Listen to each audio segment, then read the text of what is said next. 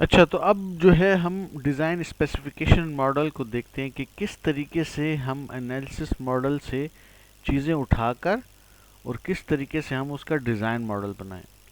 अगरचे ये स्लाइड नीचे थी, मैं इसको ऊपर लाया हूँ ताकि सबसे पहले आप लोगों को ट्रांसफॉर्मेशन की समझ आए और उसके बाद बाकी हम थ्योरेटिकल डिस्कस करें। ये आपका जो है ये एनालिसिस मॉडल है और ये जो है आपका डिज़ाइन मॉडल है एक पिरामिड की शेप में, ठीक है ना। ठीक है, तो ये अब क्या दिखा रहा है बेसिकली डायग्राम कि कहाँ कहाँ से हम डेटा उठाकर एनालिसिस मॉडल से उससे डिज़ाइन मॉडल बना रहे हैं। ठीक है, तो ये ज़रा आप देख लें।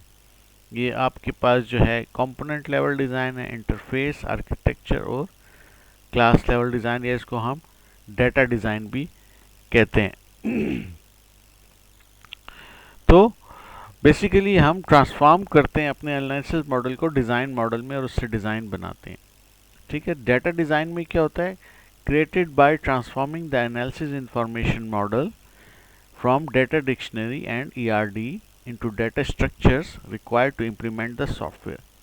अगर आपने अभी देखा हो, हम साथ साथ लैब में प्रोजेक्ट कर रहे हैं, तो उसमें एज सच वो वाले डाटा स्ट्रक्चर्स तो नहीं जो कि आपने पढ़े थे, जैसे अरे हो गया या लिंक लिस्ट हो गया या वो वाले डाटा स्ट्रक्चर्स तो नहीं, लेकिन फिर भी अगर आप देखें तो हमने क्या किया कि हमने ईआरडी से एक तरह से उसमें टेबल से बना लिए, तो डाटा स्ट्रक्चर से बना लिए, जो कि हमें डाटा डिज़ाइन है बेसिकली, कि उसमें हमारे पास एंटिटी है और एंटिटी के साथ उसके एट्रीब्यूट्स हैं और हमने टेबल से बना दिया। तो बिल्कुल ये हम क्या कर रहे हैं उस वक्त जब हम वो टेबल्स बना रहे हैं, एक तरह से हम डिज़ाइनिंग कर रहे हैं। ठीक है, तो हम ट्रांसफॉर्म कर रहे हैं जो हमारे, और ये लिया कहाँ से जाता है, डाटा डिक्शनरी और ईआरडी से। ये देखें,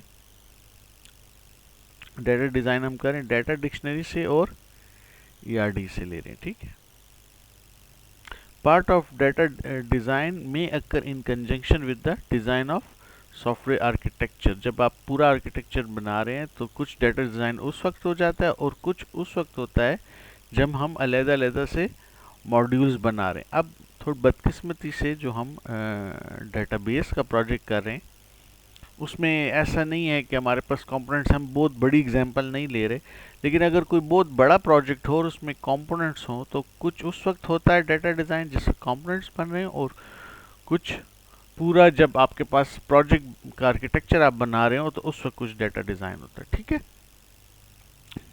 architectural design defines the relationship among the major structure elements module objects etcetera. जिस तरीके से ईआरडी में आपके पास रिलेशनशिप्स हैं, इसी तरह आर्किटेक्चरल डिज़ाइन में भी उसी की हम बात करें कि आपके पास मुख्तलिफ जो ऑब्जेक्ट्स हैं उनके दरमियान जो है आपकी रिलेशनशिप को हम डिफाइन करते हैं।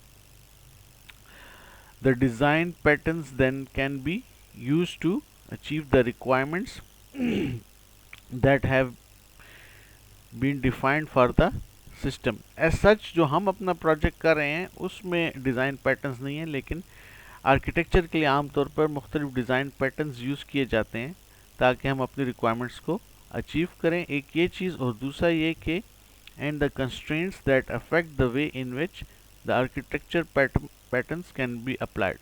आर्किटेक्चर डिज़ाइन जब हम कर रहे होते हैं तो हम वो रुकावटें या वो कंस्ट्रेंट्स भी देखते हैं जिसकी वजह से हम अपने आर्किटेक्चर पैटर्न एक ख़ास मखसूस अंदाज में अप्लाई करते हैं। तो दो चीज़ें हैं, एक डिज़ाइन पैटर्न्स हैं कि किस पैटर्न के थ्रू हम अपना स्ट्रक्चर बनाएंगे, और दूसरा हम कंस्ट्रेंट्स को देखते हैं। और ये फिर हमने ये कहाँ से ट्रांसफॉर्मेशन ली है। ठीक है, it is derive from the system specification the analysis model and the sub system interaction defined in the analysis model. कहाँ पर, डाटा फ्लो डायग्राम। ये बेसिकली वही बात कर रहा है कि आप ट्रांसफॉर्मेशन कहाँ से करेंगे। ठीक है, आर्किटेक्चरल डिज़ाइन जब आप करेंगे तो ट्रांसफॉर्मेशन कहाँ से करेंगे, एनालिसिस मॉडल में डीएफडी से आप करेंगे। ठीक है,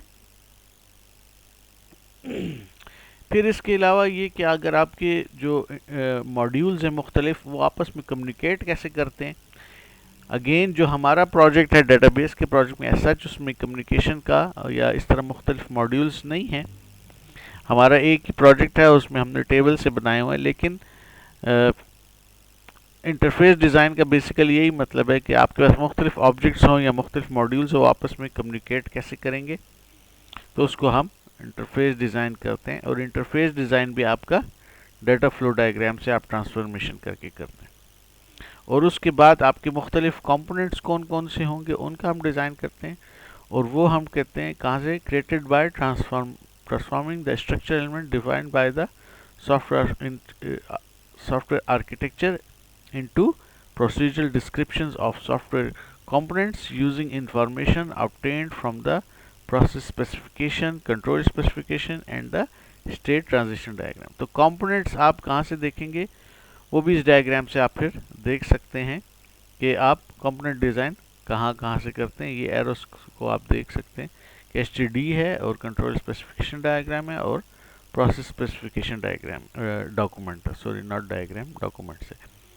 तो वहाँ से यहाँ तक तो ये 4 कंपोनेंट्स की हमारी बात हो गई, 4 लेवल्स ऑफ डिज़ाइंस की बात होगी, जिसमें data design, architectural design, interface design. अब और बातें यहाँ पे कर रहा है। These models collectively form the design model. इन चारों लेवल्स को हम जब इकट्ठा कर लेते हैं आपका design model, which is represented diagrammatically as a pyramid structure with data design at the base and the component level design at the pinnacle। ये उसी डायग्राम की बात कर रहा है कि आपका डिज़ाइन मॉडल जो बन जाता है, सबसे नीचे आपके पास क्लासेस या डेटा है और सबसे ऊपर कंपोनेंट्स हैं।